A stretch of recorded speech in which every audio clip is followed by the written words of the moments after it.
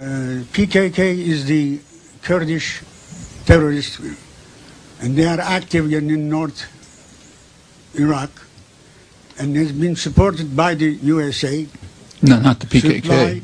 Oh, come on. Supply, even though they had all this, the arms of the after the Vietnam that they got, and then time to time, by the Israeli forces had been, trained, and Turkey lost almost 15,000, more than 15, maybe 30,000 people that, in that area, and still USA is supporting, and they can't do anything.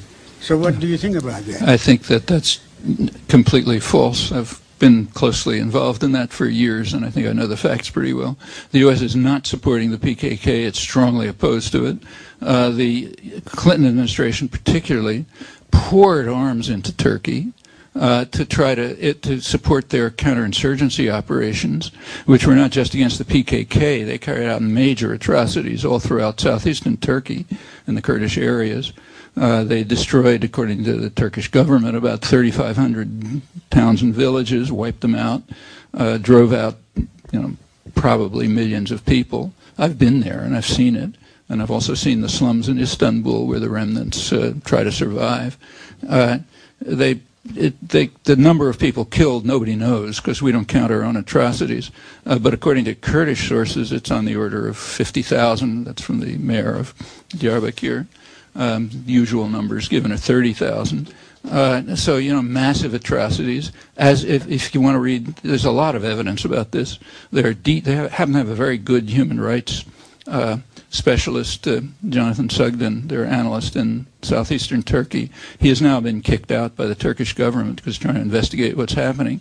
But he did compile very serious detailed reports right through the 90s, every imaginable kind of torture, barbarism, destruction, ecological devastation, huge ethnic cleansing, one of the major atrocities of the 1990s, and so did Amnesty International, so have independent reporters and others.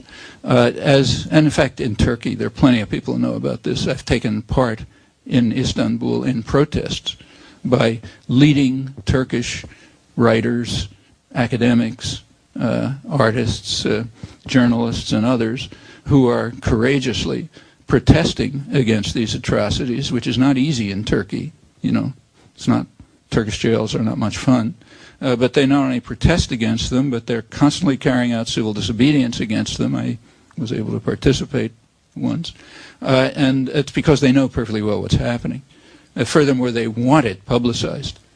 So when I was visiting Turkey, actually to take part in a trial of a publisher who was being sent to jail because he published a few remarks of mine about it, I was just invited all over the place by Turkish television because they wanted it said, and they can't say it.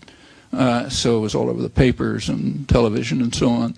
I was, in fact, given an award by the Turkish Publishers Association, not because I did anything particularly remarkable, but just because I was saying what they knew and can't say.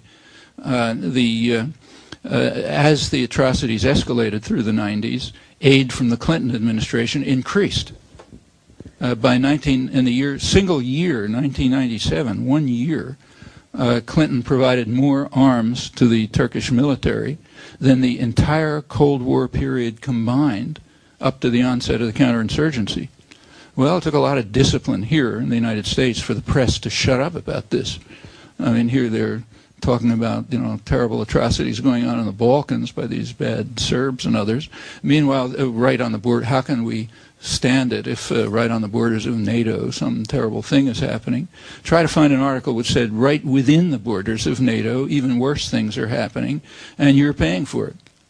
Not just the United States, Germany involved, Britain and others, but primarily the Clinton administration. That's what was going on there. The U.S. certainly wasn't supporting the PKK. I think you're probably confusing that with U.S. support for also the Israelis for the northern Iraqi Kurds, who are strongly against the PKK. And that's for ugly geopolitical reasons. My guess is sooner or later they're going to be sold out too, as they have been in the past.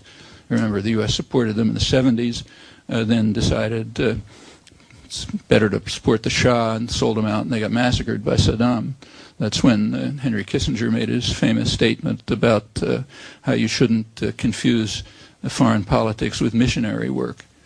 So yeah, we sold them out, and they get massacred by our friend Saddam. Who cares? And they're gonna, I think they're playing with fire when they rely on U.S. support. And it's very likely, almost certain, that Israel is up there in the Kurdish areas, because that's a kind of a natural alliance for them, for both of them. So that's happening, but that's not the PKK. Now, it is true that the PKK is in northern Iraq. They are there. The serious journalists who are up there, like Kevin McKiernan, and have been there for years, report that there are PKK bases in northern Iraq in the regions that are regarded as the Kurdish homeland, up in the mountains. They're there. McKiernan reports that he's been there for years, that they just move in and out with everybody else because they're more or less accepted by the Kurdish society as part of them.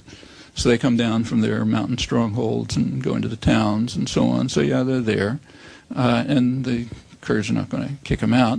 But that doesn't, it's not to say that the U.S. supports them. The U.S. certainly hasn't, and Israel certainly hasn't.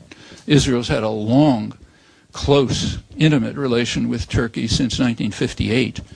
It's, in fact, Israel's second closest alliance after the United States. And it's for good reasons.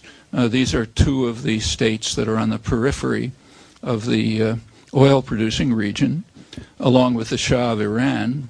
They were what the Nixon administration called the cops on the beat, local cops on the beat, which defend the tyrants who run the oil production. They defend them from their own populations.